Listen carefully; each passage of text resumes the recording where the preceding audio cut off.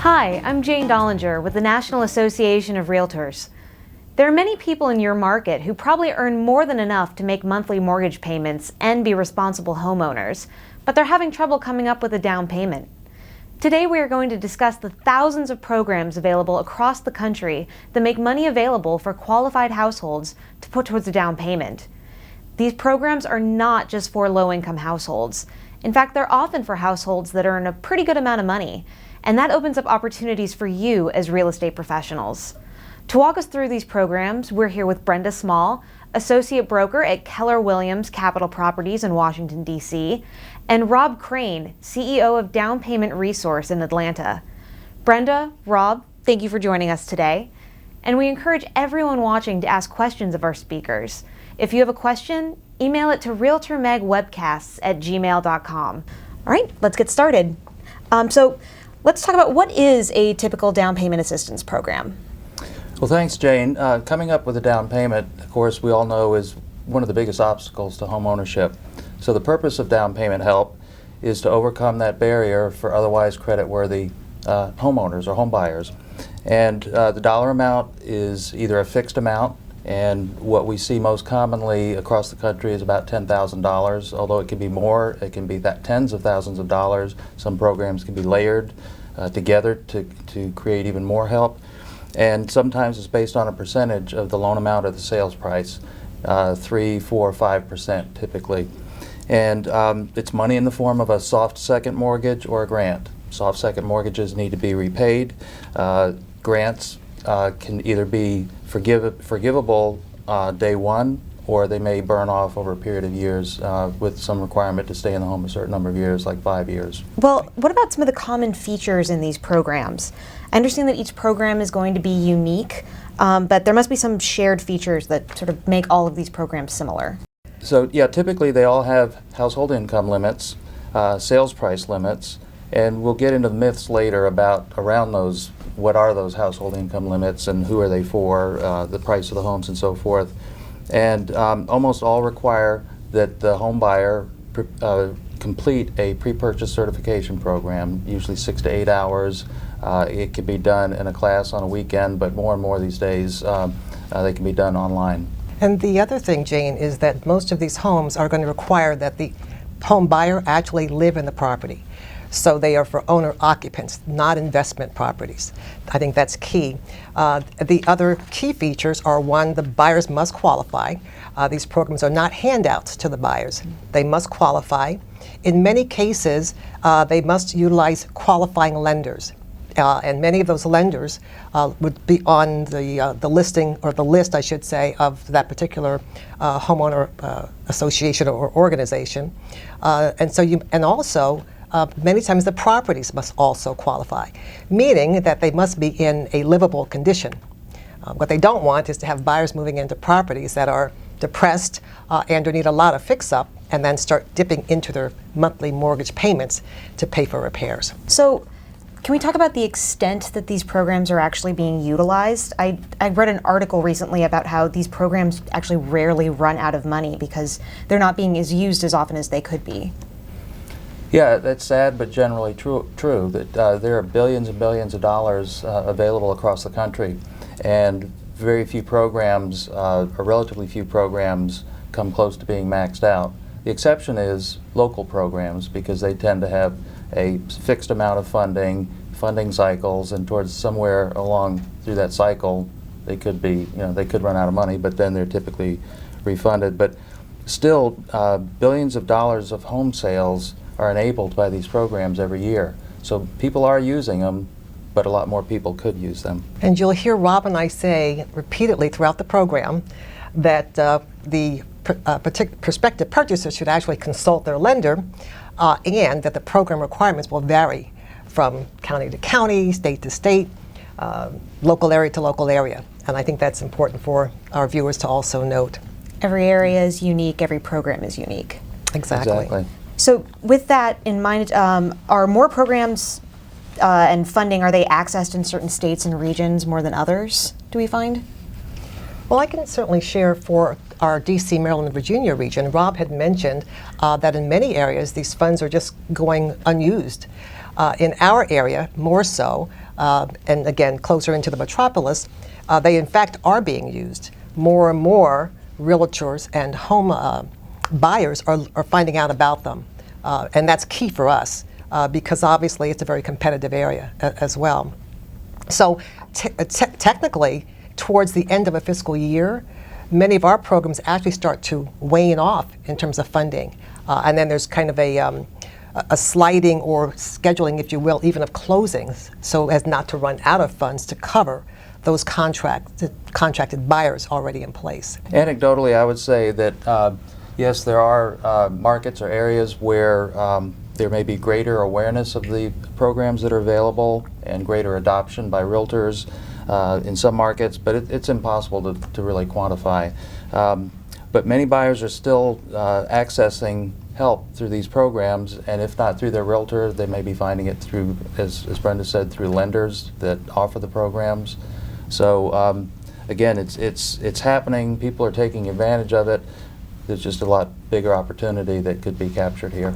So at any given time, how much of these programs are really available?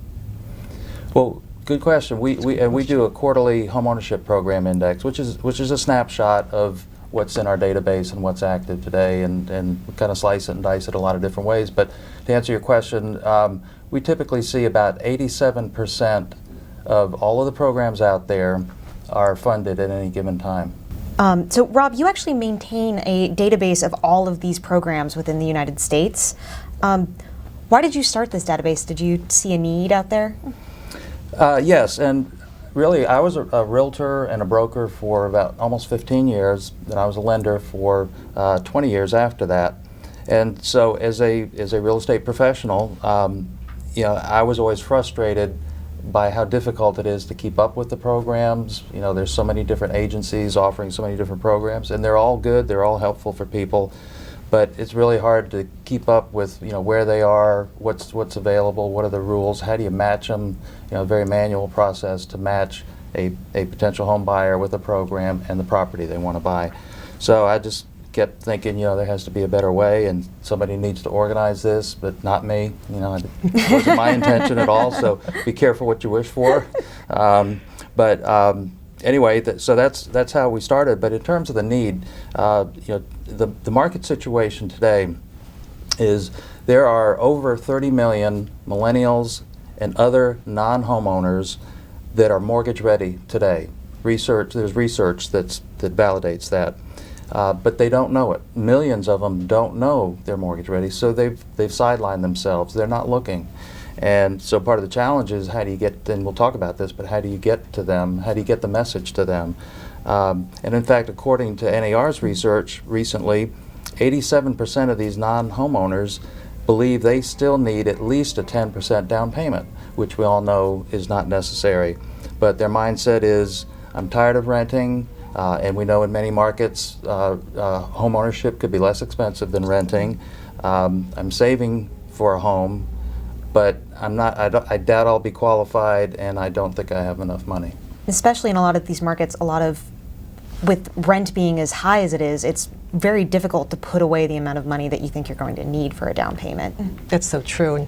And Rob and I had a wonderful discussion at dinner yesterday evening, and we're both so passionate about the greater awareness and education, particularly for all of our viewers out there, realtors as well as prospective home buyers, to find out about these programs.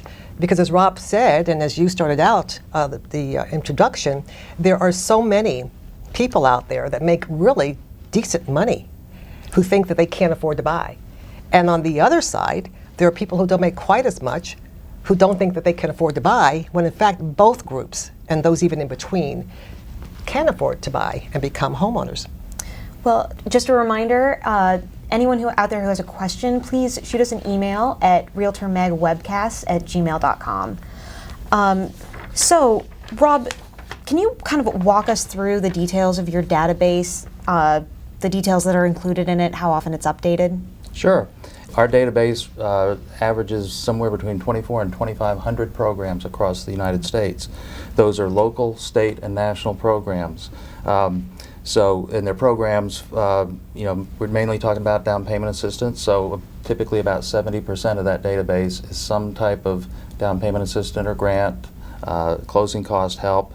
But there are other types of programs, affordable first mortgage products, bond programs, mortgage credit certificates are having a big resurgence and becoming popular, match savings programs, employer assisted housing programs. There are actually about 12 categories in all, but the bulk of it, as I said, is down payment help. And then our team updates the funding status, the eligibility rules, and the benefits of these programs on a monthly basis. And that's a very painstaking process because it's manual. You can't, there's no API that you can plug into and get a data feed that updates it. They're in touch with 12 to 1,300 program administrators every month to try to stay on top of this. You mentioned mortgage credit certificates. Yes. I haven't heard of that. Would you mind? Yeah, a mortgage credit certificate is a federal tax credit for the life of the mortgage, and it's up to a 20% tax credit, and so typically the maximum amount would be $2,000 a year. But it is for the life of the mortgage. So the longer somebody stays in that home, the more, every year, 2,000 more, 2,000 more, 2,000 more, and that's because it's a tax credit, not a tax deduction. Those are hard dollars that go back in the home buyer's pockets. And even to the point, because of that, mortgage lenders can qualify the home buyer based on that extra cash flow. So it actually helps them not only give them money back, but it helps them qualify for a little bit more home. We actually got a question in from a listener watcher. How are these programs, where do they typically get their funds? Some of them are locally funded, some of them are state funded, and some of them are probably even nationally funded. So for example, within, again, the DC, Maryland, Virginia region in the District of Columbia, we have a program called the Home Purchase Assistance Program, or HPAP. And HPAP is budgeted for out of the local city council. So NAR several years ago also had a first-time home buyer credit program. And of course that was funded more nationally. So it really, again, it depends. It goes back to program requirements, it goes back to the funding mechanisms of where that money comes from. And there's mortgage revenue bonds, tax-free, and they're just like municipal bonds. So local authorities or states get authority to issue bonds, tax-free, and that can raise funds. So sometimes people say, well, this is the taxpayers' money funding all this. Well, sometimes local programs, a city or a county has an economic development department, and just like they spend money to attract businesses and corporations to move in or to redevelop downtown, this is part of economic development. Well, Rob, since you went through kind of the details of your database, I think now would be a good time to just do a quick walkthrough of the database that your company maintains and show our watchers how they can access it and utilize it. So it's important for everyone to remember, or important for everyone who's watching out there to know that this is really just a clearinghouse of all of the public assistance program, this database. It's a single point of entry for you to access all the programs available in your area. But if you don't want to use this database, it's not the only way for you to access them. There's always an option for you to go to public websites and find these programs on your own. The database just makes the search a little easier. First, go to downpaymentresource.com and have your customer click on Find Down Payment Programs on the homepage. That will take you to an online form that your customer can fill out.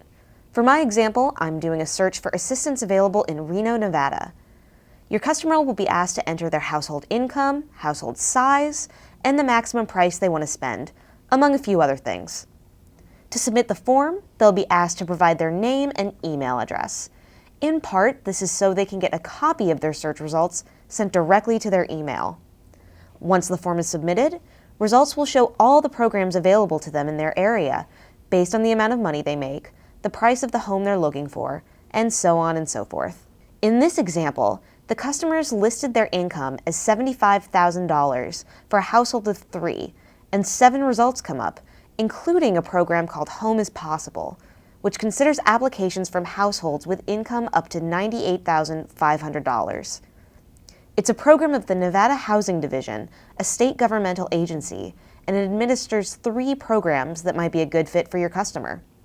Once you complete your search, Down Payment Resource emails your results to you with a link that you can use to refresh that search at any time for updates. So, Brenda. Yes. What are the benefits for real estate professionals to be educated on these programs? I think first of all, I mean, our role is to match buyers and sellers every single day. The more information and knowledge we have, the more value we offer to our clients and to our customers as well. And so the opportunity is there for all of our realtors to actually expand their client base, their network. You know, the programs that Rob is referring to are really an untapped resource. They truly are. And they offer the opportunity for so many more home buyers to be able to, find properties. So it's a benefit both ways, to both the seller as well as the buyer. One of the things that we're told all the time from realtors and lenders who use our product is that it's a conversation starter. I mean, that's such a simple way to put it, and it's so powerful. It starts conversations that would not have otherwise taken place and leads to sales. And sometimes that home buyer doesn't qualify for a program, or they don't find out they don't need the program because they thought they needed 10% down, but they found out they could get in for less. So it helps generate incremental sales. And it's one more way for realtors to emphasize their role as the local real estate expert. Exactly. Keep themselves in the center of the transaction, and still have at their fingertips hard to find but important, critical information. And it's just one of these programs are, I think, when you talk to consumers on the street, I bet 9 out of 10, if you asked them, would say, I've never heard of these programs before. So it's the best kept secret, and it's a great opportunity now. And I would also emphasize that it won't be the best kept secret forever. So don't squander your opportunity, because it's like everything else today. Information is exploding. Things are moving fast, and consumers are. I've been all over D.C. this week with different meetings, and so many of the stakeholders across the housing supply chain are now focused on raising awareness of these programs, because it's low-hanging fruit. It's not going to solve all affordability problems, but it's the low-hanging fruit that can solve a lot of it today. So we've noticed, just even in the last year, so much more focus on it. So the word's going to get out, and as a realtor, you want to be the expert that starts this conversation, be the first one. And it's also an opportunity to turn renters into owners. Home ownership helps build equity. It helps build legacies for future generations. It offers stability to the communities. It offers stability to consumers. It offers a place to live for the buyers and homeowners. And so it's good for consumers, it's good for our clients, it's good for the community, it's good for economic growth. Well, a problem I see kind of arising from these programs is a lot of the people who would benefit from them aren't in the market. They aren't looking for homes because they think they can't afford them, or they think that it's not an option for them. So how would you recommend that real estate professionals connect with these people? I would say that realtors need to seek platforms where we actually can share the information. We've got to share this information. We all have our realtor and broker newsletters, our marketing materials. We can incorporate many of these programs, or the information on the programs, into the marketing materials. We have broker meetings. The sharing of the information about the programs, even there. I can remember, again, when I first got in the business and had been working with the HPAP program and other first-time homebuyer programs, and so many realtors didn't even know about them. That has changed. It's changed because, again, word of mouth, of sharing that information across the board, and the benefit and value of it, which is also important. The other is just even engaging with our local officials, our public officials, and letting them know the importance of these programs and how they do impact communities and how they impact the lives within those communities and our business, of course. And so just a combination of all of those kinds of visibilities will certainly enhance and contribute to the use and the awareness and the knowledge of the programs that you're offering. Yeah, and you both made a great point that if people aren't looking, where do you go to find them? And it's almost like you've got to go find them. It's almost like a door-to-door campaign. And speaking of that, we saw something very creative that turned out to be very effective, with a loan officer partnering with their realtors, and they created door hangers. They picked neighborhoods where the majority of the homes, based on the price and so forth, would be eligible for programs. They were able to identify which homes were occupied by renters, not homeowners, and left door hangers for them to see when they got home that down payment money is available. You might be able to buy sooner than you think. Right. Wow. We're all looking for new clients as well. I mean, something as simple as doing home buyer seminars. The District of Columbia several years ago, when our association, the Greater Capital Area Association, actually engaged with each individual, I'll call them wards, and the local council people, and we actually did literacy seminars. So again, being out and about around the community, around our peers and networking, all of those sources are just ways of touching and finding more people for these programs. Well, we actually have a question from Sandy. If a realtor goes to the Down Payment Resources site, how can they find the programs available in their area without searching as a buyer and putting in income info? If you go to the public site, that's how it works. So you would have to play as though you were a consumer or a home buyer, and enter in either if you had a specific property you wanted to know about, enter a street address and a zip code, or the field below that for a general search, such as city, county, neighborhood, that sort of thing.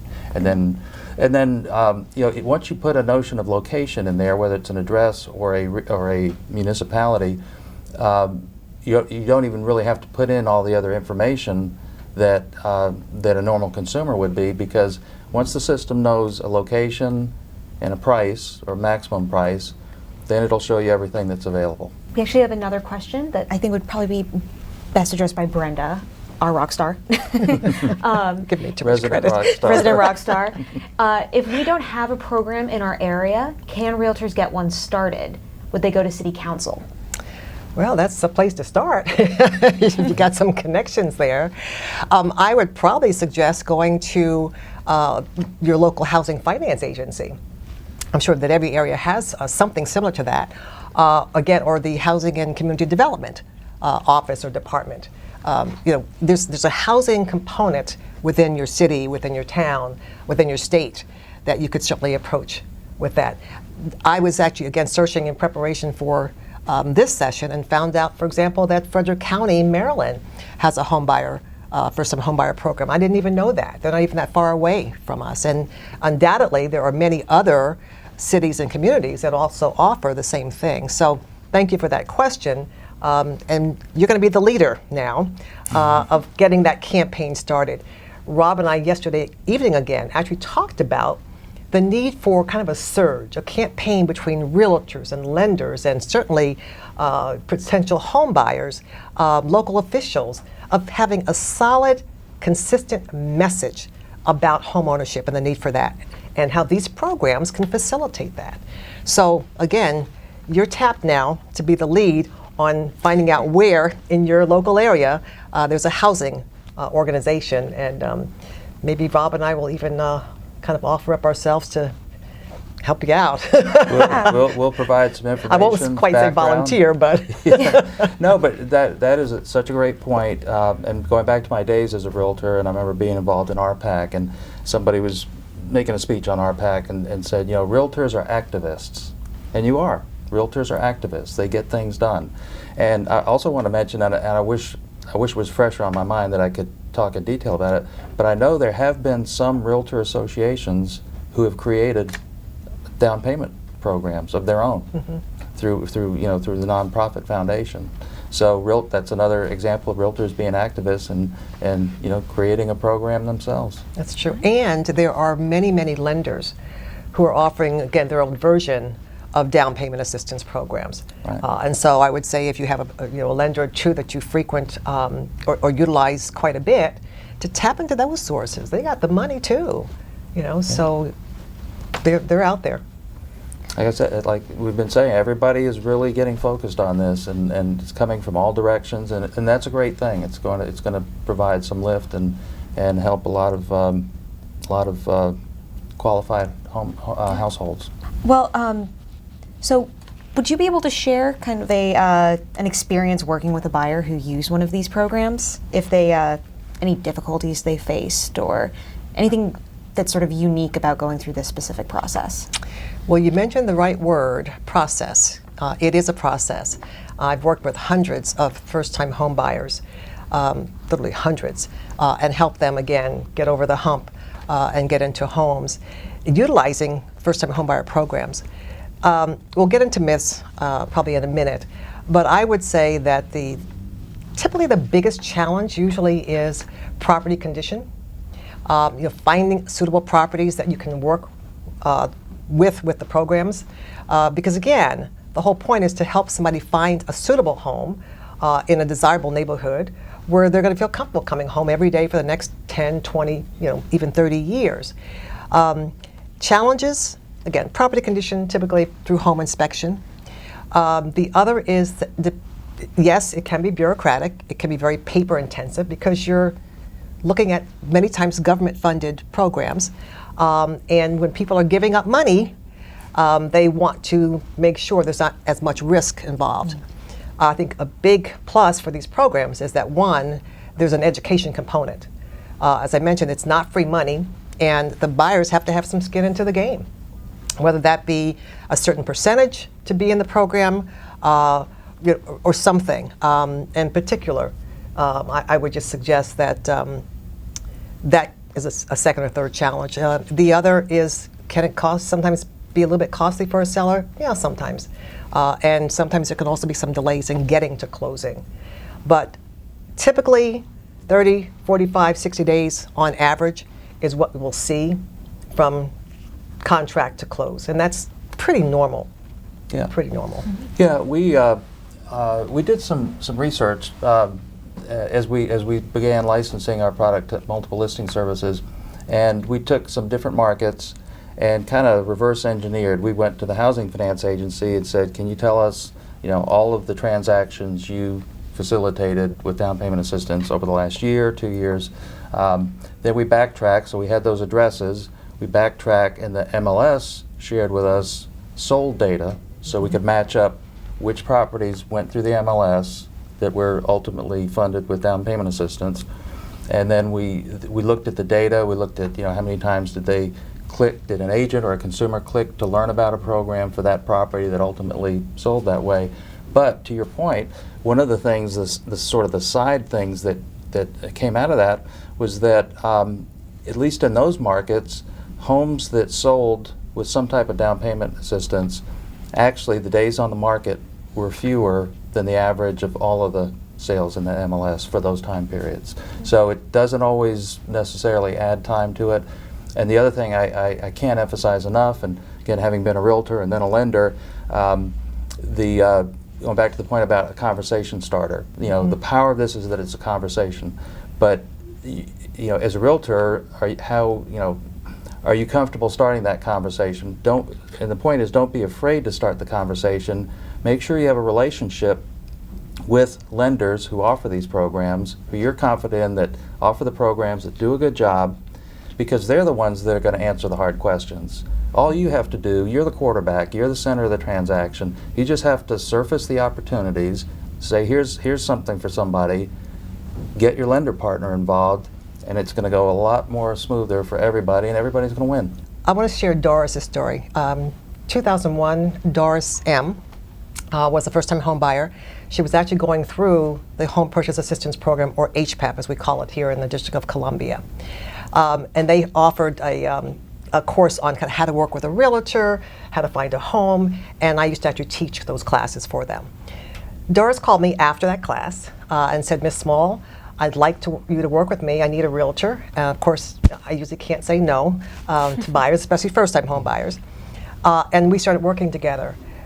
Got Doris pre-approved. She qualified at that time for $89,000. Wasn't a lot of money, and I thought to myself, ooh, this is going to be a challenge. But we found over in our southeast area in Anacostia, there was a building that was being converted by a developer from rental to condominiums. Perfect. 2-bedroom, 1 bath. We contracted and we got it. It took a little bit. In fact, it took a couple of months for Doris to get financing. And I don't recall what the hiccups were at that point in time. But we wanted to get her in by Christmas of that year. And so there were some delays, another delay, another delay. Well, finally, we got loan approval clear to close, and we got Doris to the closing table. This woman was just so ecstatic. And I can remember her walking through that condo when we did the final pre-settlement walkthrough. And she went room to room methodically, and she said, she'd stop, and then she'd pray, and then she said, yes, yes, yes. I mean, you talk about being moved and feeling so engaged with a client at that point. We got to closing before Christmas. A couple of months later, Doris gave me a call. I think her niece had also now purchased through me with that same condominium. She was sick. She had gone into the hospital. Don't know what the issue was. The next call, and I did talk to her, the next call I got, well, Doris had passed away. Now, it's a sad story, but the good news of that story is that Doris became a homeowner just as she had always dreamed. And she lived in the projects. And those of you that have tuned in from DC and probably Maryland, even Virginia, know about the projects on the southeast side, across from where the Navy Yard is now, with the new stadium and all the growth that has happened over the last several years. We moved her from those projects into that converted condo. That's the good news, that through the HPAP program and FHA financing, Doris got her home. And so even though she was only there for a short period of time, I mean, what better story is that? That's Doris' story, and I've always wanted to share that story because it's so powerful. I remember when we first launched Down Payment Resource with our first MLS, which was North Star MLS in the Twin Cities. And so after about 6 months, they wanted to do some PR and do a case study. And they found some of their agents that had used the tool and successfully put some people into homes. And the first video that was done of one of those couples, what really hit me was that their whole conversation, this young husband and wife who didn't think they could buy a home yet, and they were just getting ready to start their family, but all they kept saying in the interview on the video was, ask your realtor, ask your realtor. Your realtor knows about programs that you don't know about, and your realtor and their lender, and it was, you know, it wasn't about anything else but their realtor and their lender. And, you know, that only not makes you feel good, but it's a win-win for everybody.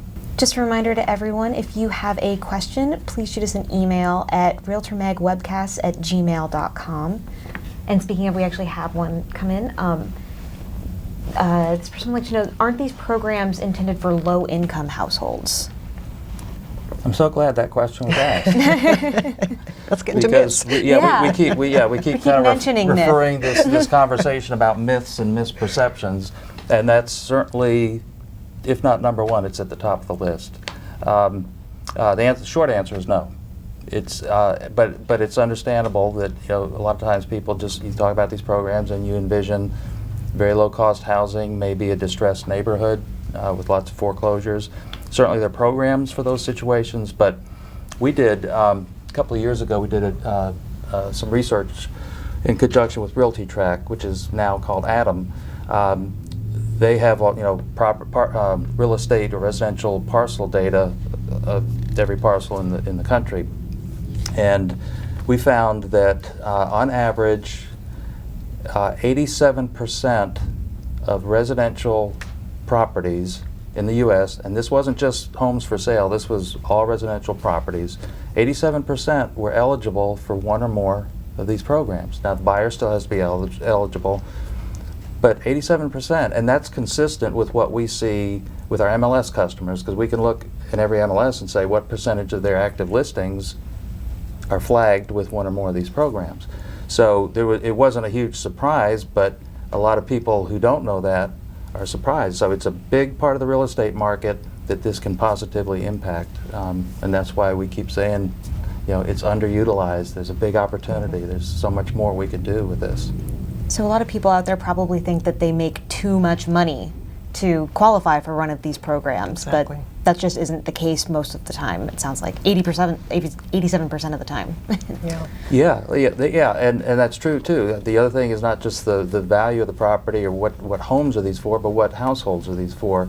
And it used to be, and I think the reason this misperception persists is that when these programs first came out, they were typically the household incomes were limited to 60 to 80% of area median income. So it fluctuates depending on how high a cost market you're in.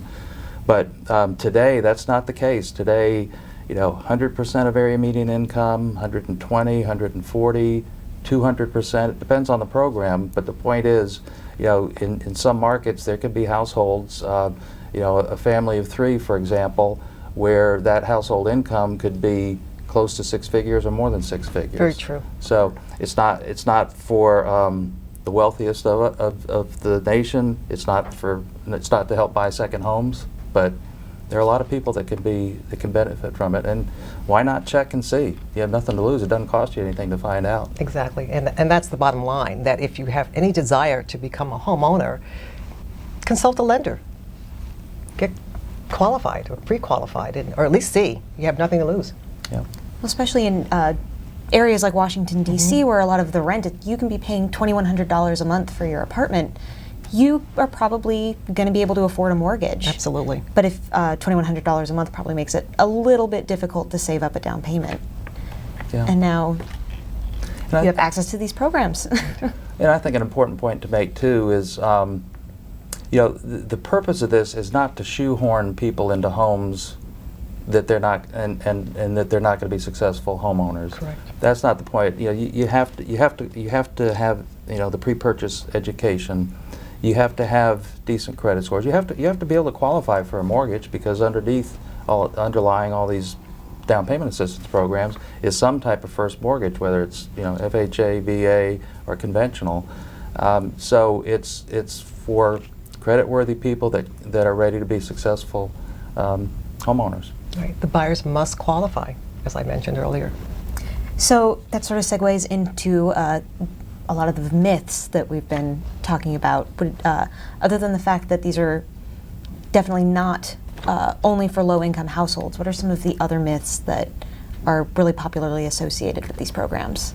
I think we'll just mention that, and that's that these are poor buyers, that they have marginal credit, that they're marginally qualified. So we've just kind of debunked that myth, right? Then secondly, property condition again, home inspection.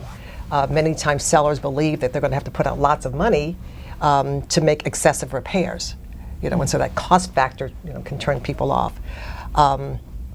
Some of the other things again would be in terms of closing delays. The buyers aren't that qualified, so it's going to fall through the cracks.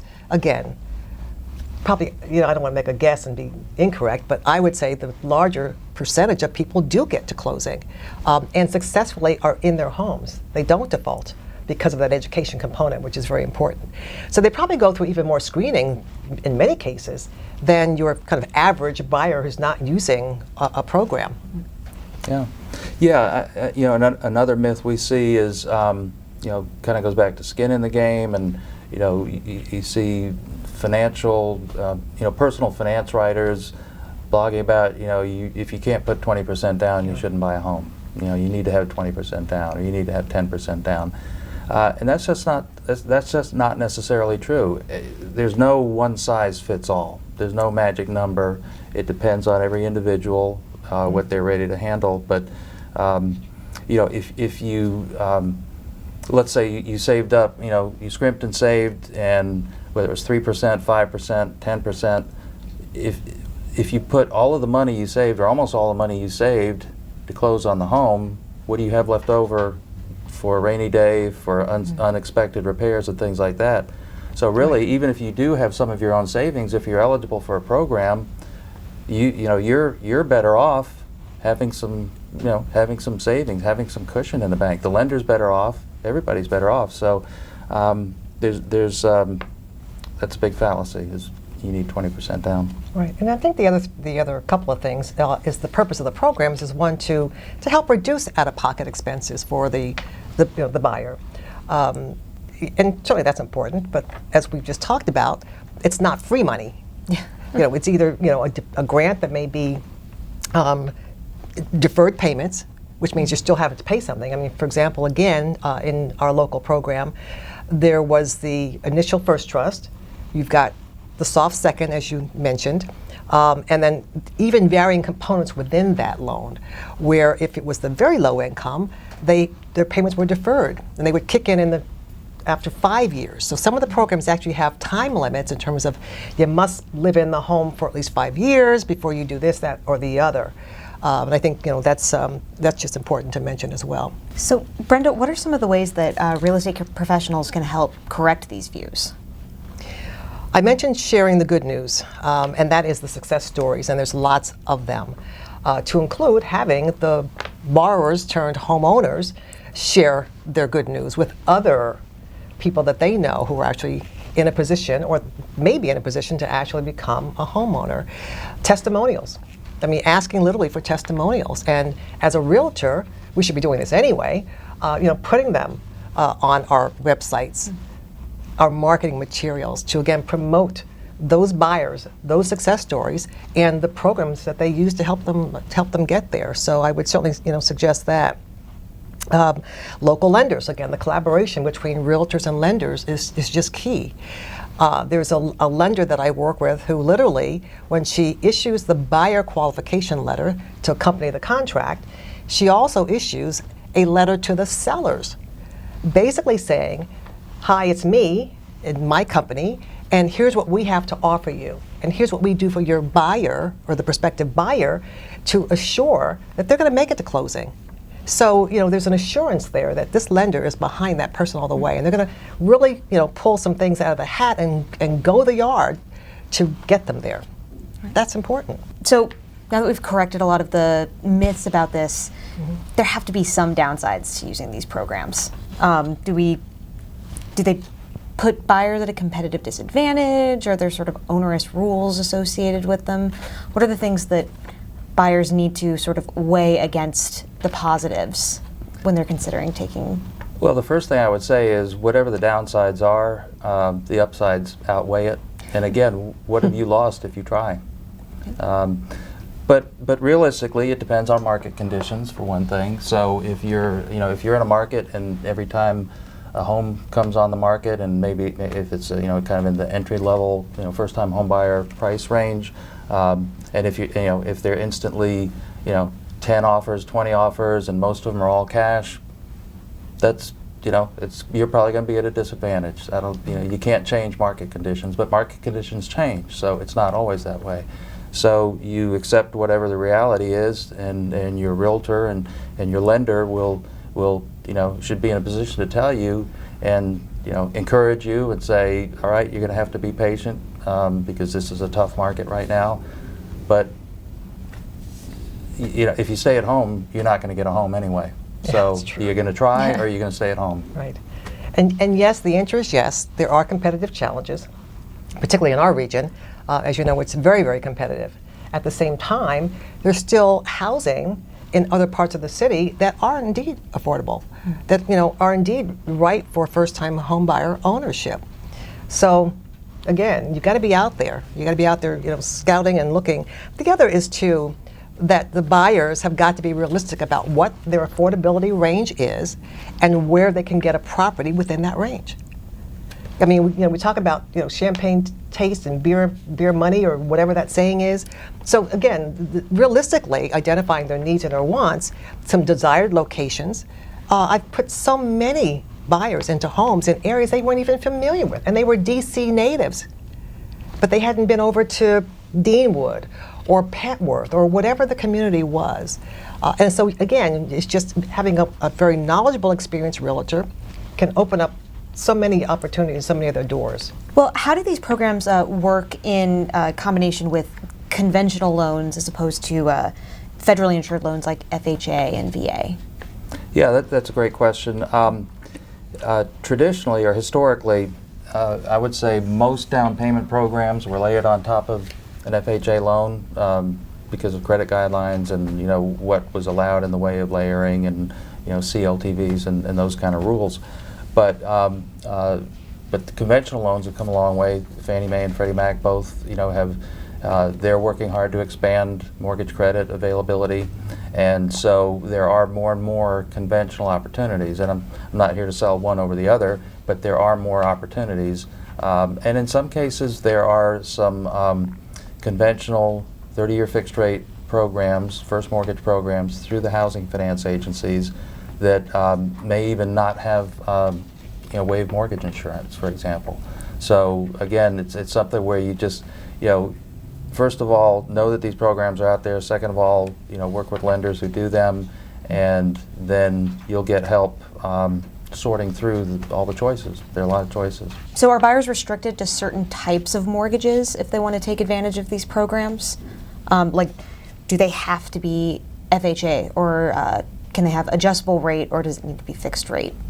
Consult your lender. I think there are fewer restrictions in terms of whether it's a government loan, FHA, VA, USDA, or a conventional loan. I'm not aware of any that allow an adjustable rate first mortgage. I've heard talk of it, and there may have been something I missed because I don't touch the database every day.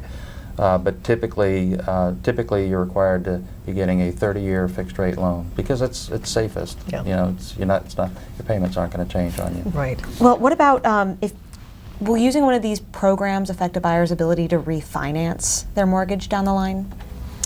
They can refinance. They will likely lose eligibility, though, for the program, because again, we're talking about owner occupancy, stability, and those kinds of things. And in fact, it's probably written into their agreement that if they refinance, if they sell the home, if they move out of the home, that they would no longer qualify and may then have to, again, repay, due and payable, that mortgage and the money that was actually provided, the down payment assistance that was provided to them up front. Gotcha. I think you covered really the three situations that trigger the due on sale, where you would have to repay it, refinance, sell it, or if you move out and convert it to a rental property. That's pretty much what's normal. And if buyers are using these programs, will they still be able to take advantage of builder incentives like closing cost assistance? In most cases, the answer is yes. Yeah, it depends kind of on what the first mortgage guidelines, what's the maximum seller contributions, seller concessions, those kind of things. So it's no different from what it would be with just regular financing. Right. So you've sort of touched on the fact that down payment assistance programs, they rarely cover the entire down payment. The buyers still need to have some skin in the game. Correct. Does this affect where buyers can get their portion of the money? Like, can it be a gift? Does it have to come from their savings? Or is that unique to the program? Yeah, it is unique to the program. But typically, as you said, they have to have some sort of money of their own going in. Some of the programs will allow that to be a gift from a family member, and in that case you would document it like any other gift in a transaction. And others though, it's got to be your own money. And there are even the 12 categories of programs I was talking about. One of them are IDAs, or individual development accounts, usually matched savings programs. So over a period of time, you sign up for this program, and a foundation or whomever, a nonprofit, matches your savings, and then eventually you've got what you need for the down payment. Does a buyer need to have found a home that they're interested in purchasing before applying for one of these programs, or can they treat it like getting pre-qualified for a mortgage? It's probably best to treat it as if you're getting pre-qualified for a mortgage. So you want to find out, one, whether you qualify for one of the programs or not, in addition to obviously getting your first trust lender in place. Can the buyer be out there kind of scouting the area? Absolutely. Getting some sense of kind of where they want to live, what type of properties, what size, and all those good things. So that should occur. But getting the money first, or certainly the commitment for the money up front, makes life a lot easier for all of us. It does, and we talked earlier too about the homebuyer education requirements. So there's no reason not to get that out of the way early. Absolutely. And so, what about ownership structures? Do these usually only apply to single-family homes, or what if someone wants to buy into a co-op? To my knowledge, again, I have not had any issues with co-ops, condominiums, townhouses, homeowners association developments, single-family homes. Again, it cannot be for investment. So, for example, if you have a property that has a lower level that could be turned into an income-producing unit, that's a no-no. It's got to be owner-occupied for that individual or that family. Yeah, and we've seen in markets where co-ops are common, we've seen those programs be eligible for programs. So I can't say for every every program down the line which is which, but that's not uncommon. The one exception as far as income units or rental units, in some markets you see it some in New York, maybe in Cleveland. I think I've seen it in Minneapolis, but in some markets there are actual programs as long as one of the units is going to be owner occupied, where there's money available for 2 to 4 unit properties. So as long as the buyer is occupying one of those, and the other place I've seen that is in Boston, and where we've seen it, the sales price limits and the income limits are actually higher because those properties are typically going to be more because they are income producing.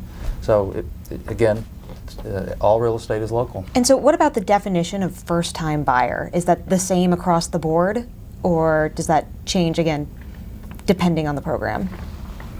I think it's very rare where it's not the same. So I think for these purposes, I would assume that you always want to look at the program and talk to the lender, talk to the agency that's administering the program. But I'd say 90-something% of the time, it's HUD's definition, which is you haven't owned a home in the last 3 years, and that's significant too, because when you think of the boomerang buyers that unfortunately lost a home through short sale or foreclosure, you figure it's going to take them probably at least 3 years to rebuild their credit, if not a little bit longer, to rebuild the credit to where they can get another mortgage. But for the purpose of these programs, they're considered a first-time home buyer, which is great for them. And let's see, there's some other. Oh yeah, and then when we look at our database, we do our the quarterly home ownership program index. We find that about 36% of the programs today do not even have a first-time home buyer requirement. Now, they're not going to let you, usually not going to let you close on a home using down payment assistance if you still own other real estate. But still, you don't have to be technically a first-time home buyer. That's another great point. Yeah. Well, that is all the time that we have for today. Rob, Brenda, thank you so much for being here and for all of your expertise. Can Rob give his, do you have the website? Downpaymentresource.com. That's easy.